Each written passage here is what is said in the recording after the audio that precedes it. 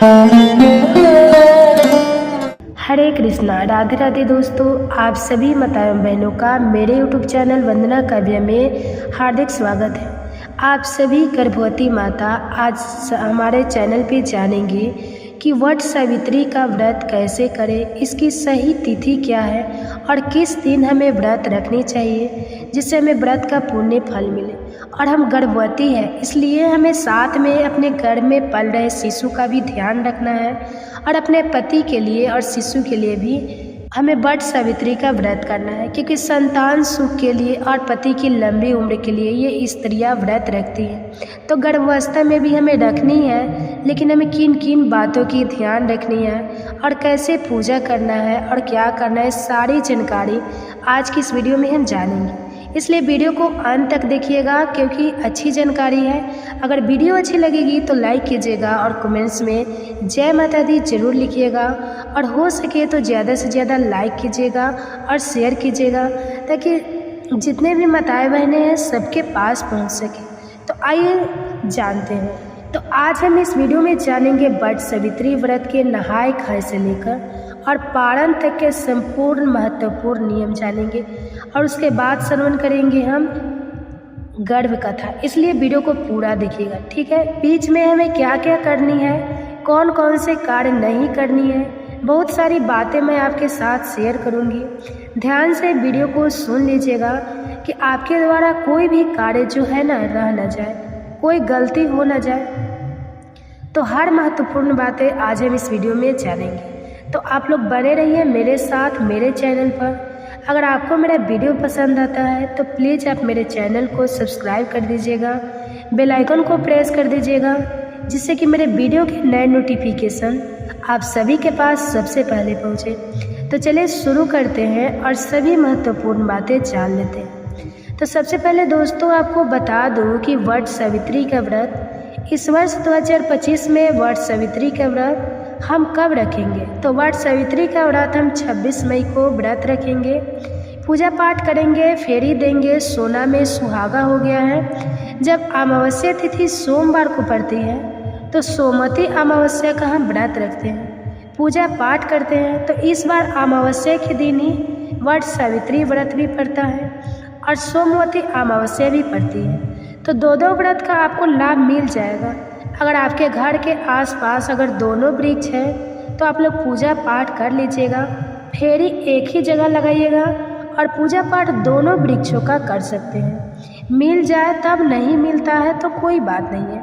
तो आप लोग ध्यान रखिएगा, क्योंकि वट सावित्री में हम वट वृक्ष की मतलब बरगद के वृक्ष की पूजा करते हैं, और जैसे सोमवती अमावस्या में आप लोग पीपल वृक्ष की पूजा किया जाता है। तो आप लोग कर सकते हैं अगर आसपास है तो, और फिर कहीं एक ही जगह लगा लीजिएगा। देखिए अभी बहुत समय है, फिर भी आप लोगों के कमेंट्स आने लगे थे कि दीदी वट सावित्री का पूजा कैसे करेंगे, हम गर्भवती हैं। तो दोपहर से अमावस्या तिथि लग रही है, वो भी समझाऊंगी, और एक वीडियो डाल दीजिए पहली बार उठाए या ना उठाए। तो जी पहली बार यह व्रत आप लोग उठा सकते हैं, किसी भी प्रकार के सेम में ना पड़े। इस बार कोई 2 मास अधिक मास नहीं है, आप लोग पहली बार यह व्रत उठा सकते हैं। कोड़ा साड़ी से भी उठा सकते हैं, या आप लोग चाहे तो अपने शादी के जोड़े से भी उठा सकते हैं। लास्ट तक वीडियो को ध्यान से समझिएगा। आप लोग गर्भवती हैं, इसीलिए थोड़ा हल्का कपड़ा पहनिएगा, क्योंकि हमारे गर्भ में पल रहे शिशु को, हमारे शरीर को परेशानी नहीं है। तो बहुत सारी बातें मैं बताई हूँ। अगर पहली बार करने जा रहे हैं तो मैं पूरी चीज़ें डिटेल में आपको समझाऊंगी। ध्यान से लास्ट तक वीडियो देख लीजिएगा, और पूजा के लिए आप लोग पूछे हैं तो वो भी समझा देती हूँ कि देखिए अमावस्या तिथि 12 बजे के बाद लग रही है, 12:11 पर दोपहर में 26 मई को। और अगले दिन जैसे स्नान दान की अमावस्या है 8:30 तक है, तो स्नान दान तो अगले दिन ही मतलब 27 मई को हम कर रखेंगे। और पूजा पाठ व्रत सोमवती अमावस्या का हो या आपका वट सावित्री का हो, हम सोमवार का दिन पड़ा है तो हम 26 मई को करेंगे। और एक दिन पहले नहाए खाए किया जाता है। तो आप लोग बाल वगैरह धो लीजिएगा रविवार के दिन ही, और उसके बाद से आप लोग व्रत रखिएगा। भौरी देने के लिए आप लोग पूछे हैं कि दीदी कब भौरी दें, फेरी लगाए, क्योंकि दोपहर से अमावस्या तिथि लग रही है। सही बात है, इस व्रत में यही नियम है कि बिना कुछ खाए पिए ही हमें फेरी लगाकर आ जानी चाहिए।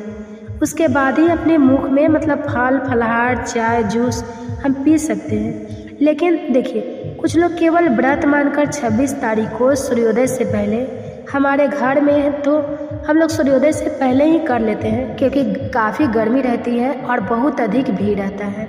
तो जितना हम पूजा पाठ नहीं करेंगे उससे अधिक हम बीमार पड़ जाएंगे। फेरी भी लगाना रहता है, तो जितना हो सकता है उतना ही कीजिएगा।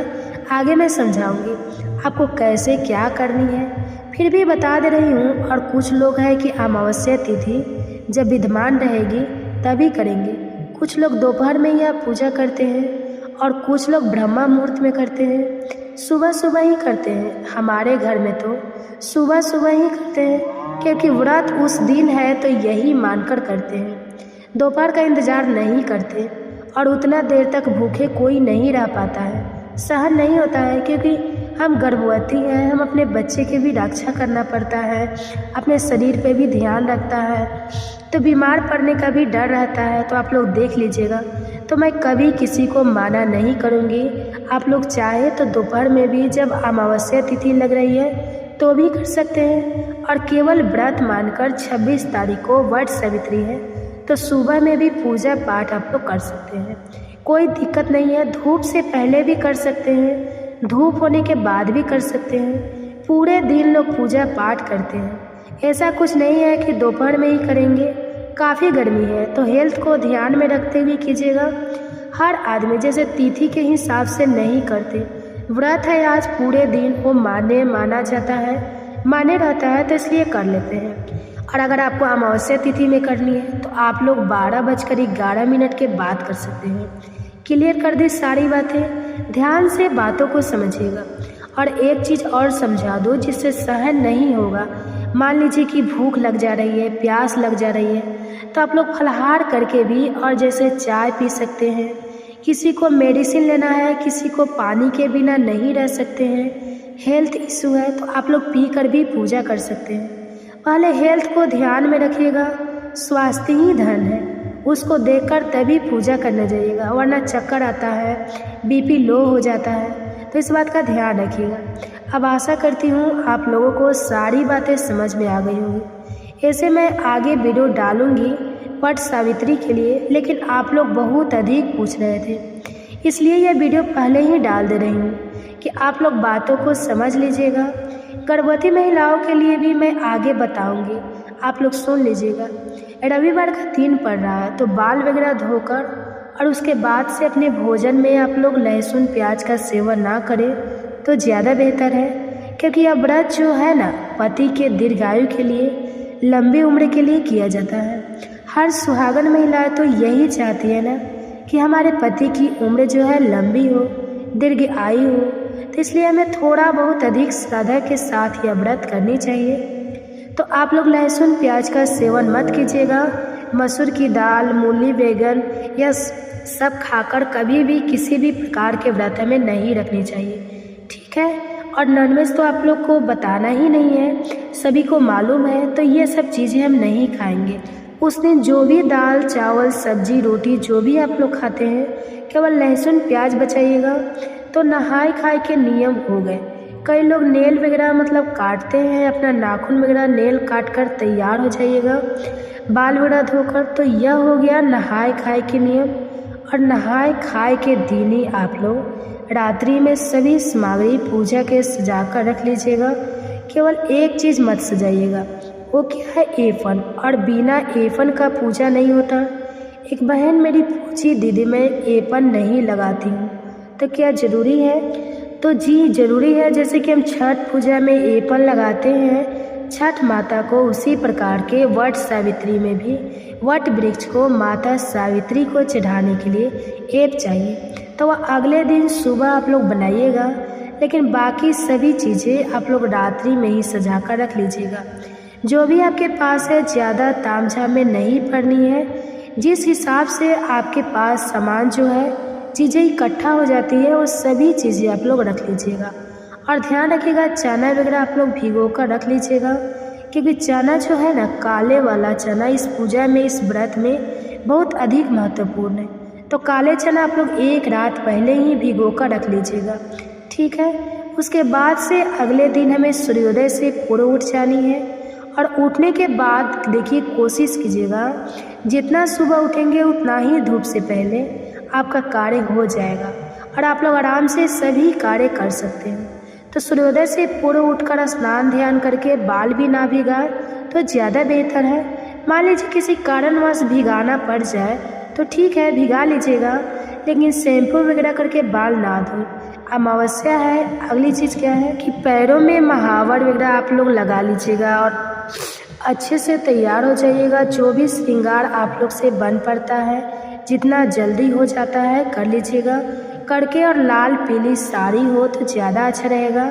आप लोग देख लीजिएगा, आप लोग पूछिए दीदी ब्लू साड़ी है तो क्या पहन सकते हैं, तो देखिए कोई और भी कलर साथ में मिक्स मैच है तो पहन सकती हैं। काला वगैरह अवॉइड कीजिए, डार्क ब्लू हो, केवल ब्लू हो तो नहीं पहननी चाहिए। थोड़ा बहुत और भी कोई कलर हो तो पहन सकते हैं। और सबसे बेस्ट है और सर्वश्रेष्ठ है लाल और पीला हो तो ठीक है। गुलाबी या सब कलर पूजा पाठ के लिए ज़्यादा बेहतर होता है। तो वो सब पहनकर आपको तैयार हो जानी है। उसके बाद से अपने मांग टीका शादी का है तो अति उत्तम। अगर पास में नहीं है तो कोई भी मांग टीका आप लोग उस दिन जरूर पहन लीजिएगा। टीका पहन कर ही यह पूजा किया जाता है, क्योंकि सुहाग का सबसे बड़ा निशानी है टीका और मंगलसूत्र। आप लोग को मालूम ही है, तो मंगलसूत्र अगर आपके पास है तो ज़रूर पहन लीजिएगा। और टीका और शादी का अगर चुनरी है तो ले लीजिएगा, नहीं है तो लाल या पीला दुपट्टा मतलब सिर पे रखने के लिए चुनरी टाइप का ले लीजिएगा। वो भी नहीं है तो ठीक है, साड़ी ही ओढ़ कर आप लोग कर लीजिएगा। और सिघोड़ा पास में है, सिंदूरा है तो उसी से सिंदूर लगा कर जाइएगा। लेकिन हमारे तरफ सिंदूरा लेकर जाते हैं वट वृक्ष के पास। आप अपने घर का नियम देख लीजिएगा कि आप लोग कैसे करती हैं, और उसके बाद से लगा कर करके सारी चीज़ें लेकर इकट्ठा करके बैग में आप लोग भर लीजिएगा। बड़ा सा डाला लेकर अकेले जाना भी मुश्किल है, तो आप लोग देख लीजिएगा जिस विधि से भी आप जाती हैं आप लोग जा सकती हैं। जल वगैरह ले लीजिएगा और लेकर फिर हम वट वृक्ष के पास जाएंगे। या घर में करना है तो घर में थोड़ा ठीक है, आप लोग भीड़ का तो चिंता नहीं है, ना तो आप लोग कभी भी कर सकते हैं, लेकिन बहुत लेट मत कीजिएगा। शुभ मुहूर्त जो है ना वो सुबह में ही किसी चीज़ का होता है। ब्रह्मा मुहूर्त अपने में सर्वश्रेष्ठ होता है। शुभ मुहूर्त के लिए पूजा पाठ के लिए तो आप सुबह में ही जितना जल्दी आप तैयार हो जाइएगा, जितना जल्दी पूजा कर लीजिएगा उतनी जल्दी आप अपने व्रत जो है खोल सकते हैं। मतलब कुछ मीठा खाकर, कोई फल फ्रूट खाकर या जल ग्रहण कर सकती है। एकदम इजली आप लोग का हो जाएगा और भीड़ भी नहीं रहेगा, ठीक है। ऐसे पूजा करके दिखाई हूँ। और इससे पहले दोस्तों आप सभी से एक छोटी सी रिक्वेस्ट है, अगर वीडियो पसंद आता है तो चैनल को पक्का सब्सक्राइब कर दीजिएगा और वीडियो को लाइक कर दीजिएगा, क्योंकि आपके एक लाइक से हमें बहुत अधिक हिम्मत और प्रेरणा मिलती है। तो ज़रूर कीजिएगा। तो चलिए अब आगे जान लेते हैं। तो पूजा हमारा हो गया। पूजा करके जब हम वापस आएंगे वहाँ पे कलावा वगैरह चढ़ा दीजिएगा। देखिए कई लोग हैं गौरी गणेश बनाकर भी पूजा करते हैं, और कई लोग हैं डायरेक्ट सावित्री माता को और सत्यवान जी के नाम से पूजा पाठ कर लेते हैं। तो आप देख लीजिएगा, अगर आपके यहाँ गौरी गणेश बनाकर पूजा किया जाता है तो आप उस विधि से भी पूजा कर लीजिएगा। कई लोग कलश रख के पूजा करते हैं, घर में कलश रखते हैं, तो आप अपने हिसाब से देख लीजिएगा। देखिए हमारे तरफ ना कलश भी हम लोग नहीं रखते हैं, और गौरी गणेश जी के नाम से वहाँ पूजा चढ़ा देते हैं, बनाते नहीं हैं, क्योंकि ना फिर छोड़ के आए कि लेके आए, इस डाउट में पहले ज़माने के लोग वैसे नहीं करते थे, तो हम लोग भी नहीं करते हैं। केवल सावित्री माता की प्रतिमा बनाते हैं पेड़ के ऊपर और वहीं हम पूजा पाठ करते हैं, और गणेश जी के नाम से पुष्प वगैरह हम चढ़ा देते हैं गौरी माता के नाम से, ठीक है। तो इस विधि से भी आप लोग कर सकते हैं। अब आप लोग पूछे दीदी कलश कब हटाएं, तो देखिए कलश रखिएगा तब तो कुछ देर आपको वहाँ रहनी पड़ेगी, क्योंकि कलश रख के तुरंत हमें नहीं हटानी चाहिए। घर में भी अगर आप लोग कलश रखते हैं तो आप लोग ध्यान रखिएगा कुछ देर के बाद ही कलश हटाइएगा। जैसे सुबह पूजा करते हैं तो शाम को हटाइएगा, इतना जल्दी नहीं हटाते हैं। और वहाँ तो मजबूरी है तो भी आपको आधा घंटा 1 घंटा रुक कर ही कलश लेकर आनी चाहिए, जल्दी में नहीं आनी चाहिए। हम लोग तो मतलब कलश रखते ही नहीं हैं। और देखिए वीडियो थोड़ा बड़ा होगा क्योंकि बहुत संपूर्ण बातें इसमें हम जानेंगे, ध्यान से बातों को समझ लीजिएगा। तो यह हो गया। अगली चीज़ क्या है कि वहाँ से आने के बाद पूजा पाठ करके जो दान वाली चीज़ें हैं वही पंडित जी हैं तो दान कर दीजिए, नहीं है तो घर लेकर आइए। उसी दिन ज़रूरी नहीं है, अगले दिन भी आप लोग दान कर सकते हैं। कथा वहाँ भी सुन सकती हैं। अगर कोई सुनाने वाला है तो ग्रुप में नहीं सुनाने वाला है तो घर में भी आकर अपने पति से भी कथा सुन सकती हैं या खुद भी आप लोग पढ़ सकती हैं, ठीक है। और जो भी सुहाग की चीज़ें आप चढ़ाती हैं कुछ वहाँ छोड़ मतलब ब्राह्मण के लिए घर में आकर निकाल दीजिएगा या वहीं दे दीजिए। और उसमें से 2-4 चीज़ें अपने लिए भी जरूर रख लीजिए। सिंघोड़ा सिंदूरा नहीं है तो नया पैकेट ले लीजिएगा, कई बार समझा चुकी हूँ। और उसी से पूजा पाठ कर लीजिएगा, फेरी लगा लीजिएगा। 5, 7, 11, 21 जितना 108 का नियम है। धागा से ज़रूरी नहीं है, धागा से जितना बन पड़ता है उतना ही कीजिए। बाकी आप ऐसे चल चल के भी लगा सकती हैं। और पूजा पाठ करके और सभी सामग्री लेकर गुस्सा वगैरह मत होइएगा क्योंकि लोग वहाँ ज़्यादा रहते हैं, भीड़ भाड़ रहता है तो थोड़ा ध्यान से कीजिएगा। और गर्भवती महिलाएं फेरी नहीं लगाएगी, बाकी पूजा पाठ कर सकती हैं। मासिक धर्म वाली पूजा पाठ भी नहीं करेगी। घर में श्रृंगार वगैरह आप लोग कर सकती हैं और थोड़ा बहुत कर लीजिएगा। और बाकी सब चीज़ें आप किसी से चढ़वा दीजिए। व्रत आप जिस प्रकार से भी रखती है रख लीजिए, क्लियर हो गया। और वहाँ से जब आप वापस आती हैं तो घर में अगर पति है तो पति पूजन कर लीजिए। जब सब कुछ बता चुकी हूँ फिर बताऊँगी, वीडियो ज़्यादा बड़ा हो जाएगा। और पति को कलावा वगैरह बांध दीजिएगा, पंखा वगैरह झेल दीजिए। कई लोगों के यहाँ 2 पंखा चढ़ाता है, जैसे हमारे यहाँ तो 2 चढ़ता है। आपके यहाँ कई लोग के यहाँ एक भी कुछ लोगों का मैं देखती हूँ 1 चढ़ाते हैं तो वहीं पति को लाकर झेलते हैं। और हमारे यहाँ 1 दान करते हैं और 1 जो है खुद के लिए रखते हैं, पति को झेलते हैं। तो ये सब कार्य हमें करना है। जिनके दूर है उनके लिए भी सब कुछ समझा चुकी हूँ। आएंगे जब तब पूजा पाठ कीजिएगा। और आप लोग पति घर में हैं तो करके जल ग्रहण कीजिए, या शाम को आएंगे तो भी आप लोग पूजा पाठ करके अपना जल ग्रहण कर सकती हैं। फल फलहार मीठा भोजन जिस प्रकार से भी जिस विधि से आप लोग व्रत रखती हैं उस प्रकार से अपना व्रत आप लोग खोल सकती हैं। पारण का आप लोग पूछे हैं तो देखिए इसमें पारण का कुछ नियम नहीं है। पूजा पाठ करके आके पति है तो पूजन करके और फिर हम जो है पारण कर लेते हैं, मतलब नमक नहीं खाते हैं।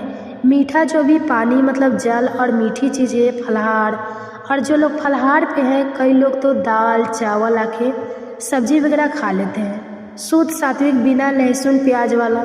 और कुछ लोग जो है अगले दिन पारण करते हैं। तो अगले दिन आप जो है फलहार पे अगर किए हैं तो आप 8 बजे से पहले पारण अपना कर लीजिएगा, ठीक है। और कई लोग हैं जो निर्जला या व्रत रखते हैं, वो तो और भी कठिन है। तो निर्जला वाले भी अगले दिन ही व्रत खोलते हैं पूजा पाठ करके। और दातुन आप लोग इस्तेमाल कीजिएगा, बिना दांत मतलब उल्टा सीधा ब्रश जो डेली इस्तेमाल करते हैं, झूठा लहसुन प्याज वाला नॉनवेज वाला, तो सब ब्रश आपको नहीं इस्तेमाल करनी है। आप दातुन से लीजिएगा या नया ब्रश नई टंगो क्लियर। या व्रत में यह चीज़ मैं आपको याद दिलाती हूँ, आप लोग ध्यान रखिएगा। अगली गलती मत कीजिएगा कि रुई की बाती अमावस्या के दिन नहीं जलाते हैं। आप लोग धागे की बाती कच्चा सूत का भी बना सकते हैं, या आपका लावा कॉटन वाला जो आता है उसका भी बना सकते हैं, लेकिन रुई नहीं जलाते हैं। रुई के गद्दे पे भी आप लोग नहीं सोते हैं। तो आप इतना मत बचाइएगा, अगर बचता है तो बचाइए, नहीं बचता है तो कोई उतना यह नहीं है, लेकिन बाती मत जलाइएगा। ये रुई का ठीक है। सारी बातें आशा करती हूँ अभी आप लोगों के समझ में आ रही होगी। और अगला कार्य आपको क्या करनी है कि देखिए दान उस दिन आपको ज़रूर करनी है। आप लोग पूछे हैं कि दीदी अलग अलग दान करेंगे, जैसे तो नहीं, देखिए समझा चुकी हूँ, फिर भी एक बार डिटेल में बता दे रही हूँ। जो भी दान कीजिएगा ना एक ही जगह पंखे पर रख के दान किया जाता है। आपके यहाँ कैसे किया जाता है आप लोग देख लीजिएगा। हम लोग तो पंखे पे रख के दान करते हैं और दान करके कुछ उसमें से ब्राह्मण को दे देते हैं, और कुछ चीज़ें खुद के लिए आप साड़ी भी चढ़ा सकते हैं और सूट पीस भी चढ़ा सकती हैं, और भी चीज़ें, और पति के लिए जो है वो सारी चीज़ें चढ़ा दीजिए। रुमाल, टी शर्ट, शर्ट, पैंट, जो चाहे आप लोग कुछ उनके नाम पर भी चढ़ा सकती हैं। और आप लोग जो अपनी चीज़ें खाने से पहले जो भी वहाँ से प्रसाद लेकर आई है वह मुख में डाल लीजिएगा, जैसे चना है या और भी कोई मतलब फल फ्रूट है खाकर, और तब जो है आपको व्रत खोलनी चाहिए। कई लोग जैसे उसके कोपले खाते हैं, तो आप अपने घर का नियम पालन के समय ज़रूर देख लीजिएगा क्या खाकर आप लोग खोलती है, या प्रसाद खाकर भी खोल सकती है। सारी बातें क्लियर हो गई। तो ये वीडियो मेरा यहीं तक का था।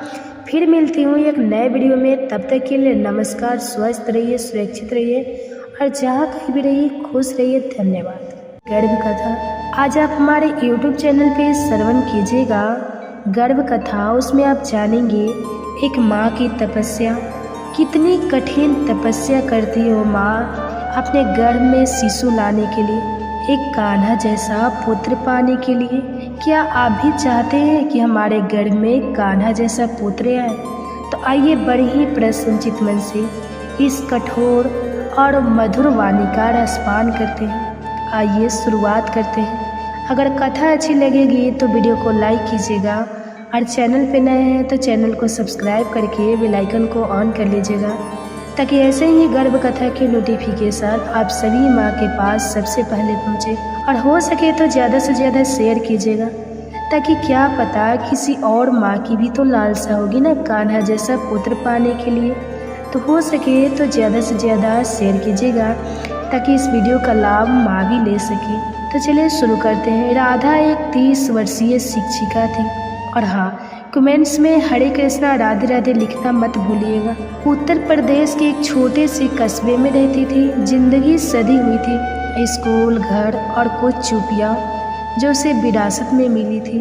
उसका विवाह 3 साल पहले हुआ था, लेकिन रिश्ता बस नाम का रह गया था।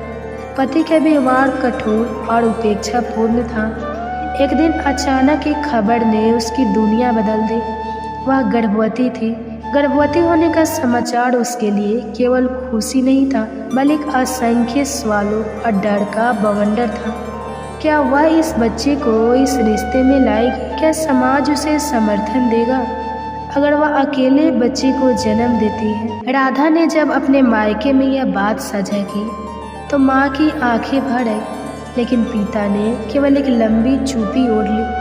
औरत को बहुत कुछ सहना पड़ता है, माँ ने धीरे से कहा, लेकिन यह वाक्य अब राधा को स्वीकार्य नहीं था। जब उसने वह बात अपने पति को बताई, उसने स्पष्ट कहा, मुझे यह बच्चा नहीं चाहिए। राधा को समझ में आ गया कि उसे अब अकेले ये रास्ता तय करना होगा। गर्भ का पहला त्रैमास उल्टियाँ, चक्कर, थकान और भावनात्मक उतार चढ़ा, लेकिन हर बार जब वो अपने गर्भ में हलचल महसूस करती, एक नई ऊर्जा का संचार होता। वह अकेली थी, पर अब 2 जीवन थे उसके भीतर। गांव की कच्ची पगडंडियों पर सुबह की रोशनी धीरे धीरे फैल रही थी। कोयल की कूक और चूल्हों में जलती लकड़ियों की सोधी गंध के बीच राधा खेत की मेड़ पर बैठी थी। माथे पर बिंदी, आंखों में चिंता और हाथों में चूड़ियाँ की धीमी खनक। राधा का चेहरा किसी अनजाने भय से घिरा हुआ था। उसकी शादी को 5 साल हो चुके थे। सास ससुर के तानों और पड़ोस की औरतों की घूरती निगाहों के बीच वह माँ न बन पाने की पीड़ा को भीतर दबाए जाती थी। लेकिन आज उसकी देही कुछ और कह रही थी। सुबह सुबह की उल्टी, थकान और अजीब बेचैनी ने उसे संकेत दे दिया था कोई नन्हा जीवन उसकी कोख में दस्तखत दे चुका है। राधा दौड़कर बूढ़ी दाई के पास गई। दाई ने हाथ रखा पेट पर, माथे पर और मुस्कुरा दी। राधा बिटिया, अब तेरा भाग्य बदलने वाला है। गांव में खबर आग गई की तरह फैल गई। सब बधाई देने हैं, लेकिन सास की आंखों में संदेह था। 5 साल बाद ये बच्चा, कहीं उसकी बात अधूरी रह गई। लेकिन राधा के दिल में सुई की तरह चुभ। पति सुरेश शहर में काम करता था। हर महीने पैसे भेज देता, लेकिन अब उसका मन भी बदलने लगा था। फ़ोन पर बात कम होती और शक ज़्यादा। राधा अकेली थी एक उम्मीद के साथ, लेकिन समाज की जांच की भट्टी में तपी हुई। शरीर बदलने लगा, उल्टियाँ, कमजोरी, नींद की कमी। लेकिन राधा का सबसे बड़ा डर था, क्या वह माँ बन भी पाएगी? क्या यह बच्चा सुरक्षित रहेगा? क्या उसका पति उसे स्वीकार करेगा? राधा अब हर दिन अपनी कोख से बातें करती, बिटिया हो या बेटा, तू मेरी ताकत बनेगा। पेट धीरे धीरे उभरने लगा। गांव की औरतें अब उसके आस पास मंडराने लगी। कोई नाम सुझाती, कोई पुराने किस्से सुनाती, और वही दूसरी ओर राधा की सास उसे कड़वी बातें कहती। गाय का दूध मत पी, बच्चा काला होगा, खिड़की के पास मत बैठ, नज़र लग जाएगी। हर दिन नए नए टोने टोटके, हर बात में डर। इस बीच सुरेश का जवाब आना बंद हो गया। राधा को धीरे धीरे समझ आने लगा कि वह अब अकेली माँ बनने वाली एक शहरी लड़की होती जो शायद कोर्ट कचहरी का रास्ता अपनाती, लेकिन यहाँ गांव में अकेले स्त्री का माँ बनना अभी साफ समझा जाता था। राधा ने सपना देखा, वह एक बच्ची को गोद में लिए मंदिर के पास खड़ी है। चारों ओर दीप जल रहे हैं और बच्ची मुस्कुरा रही है। नींद से जागते हुए उसने पेट पर हाथ रखा। तू आएगा, मेरी गोद भरेगा, चाहे दुनिया कुछ भी कहे। अब वह हर दिन डायरी में लिखने लगी अपने भाव, डर, सपने और बच्ची के नाम की कल्पनाएं। उसने बच्ची के लिए एक छोटी फ्रॉक सिलना भी शुरू किया। एक दिन गांव के स्कूल की मास्टरनी आई और कहा, राधा, तू चाहे तो आंगनबाड़ी में सहायक बन सकती है, बच्चा भी संभलेगा और तेरा आत्मसम्मान भी। राधा ने वह प्रस्ताव तुरंत स्वीकार किया। 8वां महीना चल रहा था। एक रात अचानक तेज दर्द उठा। सास ससुर घबरा गए। गांव में डॉक्टर नहीं था। एक जीप मंगवाई गई, लेकिन रास्ता उबड़ खाबड़ था। अस्पताल पहुंचते पहुंचते राधा बेहोश हो गई। डॉक्टर ने कहा, या तो माँ बचेगी या बच्चा। सुरेश उस समय तक नहीं पहुंचा था। सास की आंखों में आंसू थे, लेकिन उसकी जुबान पर वही कटु था, अगर बच्चा ही नहीं बचा तो इसका क्या फ़ायदा। लेकिन उस रात राधा की कोख में पल रहा जीवन जिंदा रहने को मचल रहा था, और माँ बनने की इसकी इच्छा शक्ति ने उसे मौत के दरवाजे से लौटा लिया। राधा अब अस्पताल में थी। डॉक्टरों ने बताया कि बच्चा स्वस्थ है, लेकिन राधा को आराम की ज़रूरत है। सुरेश अभी नहीं आया था। राधा ने एक निर्णय लिया, वह अब किसी रिश्ते की मोहताज नहीं रहेगी। उसके जीवन में उसका बच्चा ही उसका संसार होगा। गांव लौटते समय लोगों ने देखा, एक नारी माथे पर तेज हाथों में अपने सपनों का शिकार संसार लिए लौट रही थी। अब वह सिर्फ बहू नहीं थी, वह एक माँ थी। राधा ने एक प्यारी सी बेटी को जन्म दिया, नाम रखा आशा। गांव की आंगनबाड़ी ने वह अब शिक्षिका बन चुकी थी। बच्चियों को पढ़ाती, मातृत्व पर जागरूकता फैलाती और औरतों को बताती कि माँ बनना कमजोरी नहीं, शक्ति है। सुरेश कभी लौटा नहीं, लेकिन अब राधा को उसकी ज़रूरत भी नहीं थी। उसने अपनी ज़िंदगी अपने बच्चे के साथ एक नए विश्वास के साथ जीना शुरू किया। गर्भ केवल एक शरीर में पल रहा जीवन नहीं है, वह एक नारी के भीतर चल रही अनगिनत भावनाओं, सवालों, संघर्ष और विश्वासों की यात्रा है। यह कथा उसी भीतर की यात्रा का प्रमाण है। गर्भ कथा। अगर कथा अच्छी लगेगी तो वीडियो को लाइक कीजिएगा, और चैनल पर नए हैं तो चैनल को सब्सक्राइब करके बेल आइकन को ऑन कर लीजिएगा, ताकि ऐसे ही गर्भ कथा के नोटिफिकेशन आप सभी के पास सबसे पहले पहुंचे। और हो सके तो ज़्यादा से ज़्यादा शेयर कीजिएगा, कि क्या पता किसी और माँ के गर्भ में भी कान्हा जैसा पुत्र पाने की इच्छा हो सके तो शेयर कीजिएगा। और हाँ, कमेंट्स में राधे राधे हरे कृष्णा लिखना मत भूलिएगा। कहा जाता है कि गर्भावस्था में अगर पूरी भागवत ना भी सुन पाए तो कृष्ण के जन्म के समय की स्तुति सुनने से गर्भ में पल रहे शिशु पर भगवान के जैसे ही गुण आते हैं। तो हम सभी माताओं बहनों क्यों ना कान्हा जी से प्रार्थना करें और अपने बच्चे के मंगल जीवन कामना करने के लिए उनकी कथा की रसपान करें। तो आइए एक बहुत ही सुंदर कथा की रसपान करते हैं। सृष्टि के आदि काल से ही गर्भ अवस्था को अत्यंत पवित्र एवं संवेदनशील माना गया है। शास्त्रों में वर्णित है कि गर्भस्थ शिशु न केवल शारीरिक रूप से विकसित होता है, बल्कि उसकी आत्मा भी उस काल में ज्ञान, भक्ति और संस्कारों को आत्मसात करती है। ऐसे ही एक दिव्य कथा है श्रीमद् भागवत की, जो यदि गर्भ में सुनी जाए तो शिशु को कृष्ण भक्ति और दिव्यता से ओत-प्रोत कर देती है। एक समय की बात है जब मथुरा नगरी में भय और आतंक का वातावरण था। अत्याचारी कंस ने अपनी बहन देवकी और उनके पति वासुदेव को कारागार में डाल दिया था। देवकी के 6 पुत्रों की कंस ने निर्दयता से हत्या कर दी थी, क्योंकि भविष्यवाणी हुई थी कि देवकी का 8वां पुत्र कंस का वध करेगा। देवकी ने 7वां गर्भ धारण किया, परंतु भगवान की लीला से वह गर्भ योग माया के माध्यम से रोहिणी के गर्भ में स्थानांतरित कर दिया गया। यही थे बलराम। उसके बाद देवकी ने 8वां गर्भ धारण किया। यह स्वयं भगवान विष्णु थे, जो श्री कृष्ण रूप में अवतरित होने वाले थे। देवकी ने गर्भ में जब श्री कृष्ण आए तो समस्त ब्रह्मांड में दिव्यता का संचार हुआ। कारागार में रहते हुए भी देवकी को ऐसा अनुभव होता कि कोई दिव्य प्रकाश उनके भीतर है। उनकी आंखों में शांत भाव था और वासुदेव भी हर समय आनंद की अनुभूति करते थे। इस समय देवकी के हृदय में निरंतर प्रभु नाम का जाप चलता रहता था। शास्त्रों में आता है कि जब कोई माँ गर्भकाल में भगवान की कथा सुनती है तो उसका प्रभाव गर्भस्थ शिशु पर पड़ता है। गर्भ में ही शिशु के चित्त पर संस्कार पड़ते हैं। यह तथ्य स्वयं भागवत में वर्णित है, जैसा कि महाराज परीक्षित की कथा में मिलता है। राजा परीक्षित की कथा इसका जीवन प्रमाण है। जब अश्वत्थामा ने ब्रह्मास्त्र छोड़ा और वह उत्तरा के गर्भ में पल रहे परीक्षित की ओर बढ़ा, तब भगवान श्री कृष्ण ने स्वयं गर्भ में जाकर परीक्षित की रक्षा की। गर्भ में ही उन्होंने प्रभु का साक्षात दर्शन किया, इसलिए वे जन्म से ही भगवान से परम भक्त बने। गर्भ में श्रीमद् भागवत कथा का प्रभाव कितना गहरा होता है, यह कथा इसी से सिद्ध होती है।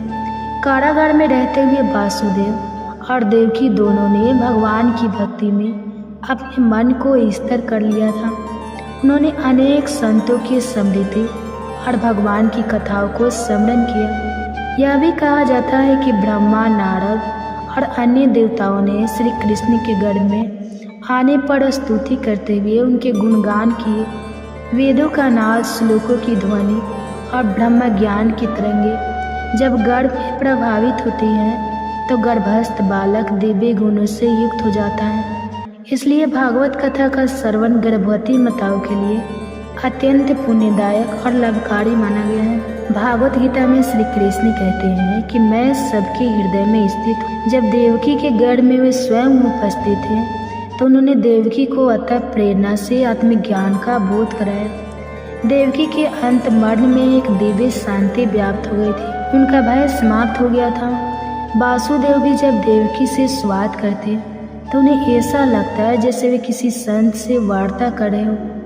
इस समय देवी योग माया ने भी अपनी भूमिका निभाई। उन्होंने कंस की माया को भ्रमित किया। यह वह काल था जब देवकी गर्भ में रहते रहते भागवत कथा की अनुभूति कर रही थी। यह अनुभूति न केवल उन्हें बल्कि उनके गर्भस्थ शिशु को भी संस्कारित कर रही थी। जब भाद्रपद मास की अष्टमी तिथि, रोहिणी नक्षत्र और मध्य रात्रि का समय आया तब देवकी ने श्री कृष्ण को जन्म दिया। परंतु यह कोई सामान्य जन्म नहीं था। जैसे ही जन्म हुआ कारागार के ताले खुल गए, प्रहरी सो गए और वासुदेव ने शिशु को टोकरी में रखकर यमुना पार किया।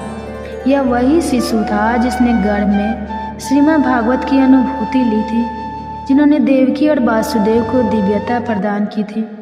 जन्म लेते ही वे नवजात नहीं अपितु साक्षात नारायण के रूप में प्रकट हुए। वर्तमान युग में जब कलयुग का प्रभाव गहरा होता जा रहा था तब गर्भस्थ शिशु के लिए शुभ संस्कार अत्यंत आवश्यक हो गए हैं। यदि गर्भवती माँ प्रतिदिन श्रीमद् भागवत कथा का श्रवण करे तो शिशु जन्म से ही धर्म, भक्ति और ज्ञान से उत्प्रोत होता है। यह कथा न केवल शिशु को संस्कार देती है बल्कि माता के हृदय को भी शांत करती है। गर्भ की अवस्था में माँ और शिशु एक दूसरे से गहराई से जुड़े होते हैं। जो भाव विचार और श्रवण माँ करती है वही गर्भस्थ शिशु को प्राप्त होता है। गर्भ में श्रीमद् भागवत कथा का श्रवण जैसे स्वयं नारायण को आमंत्रित करना हो। यह केवल कथा नहीं, एक आध्यात्मिक साधना है। देवकी और वासुदेव की भांति यदि हर माता पिता गर्भकाल में प्रभु की कथा सुने तो यह संसार दिव्य आत्माओं से भर सकता है।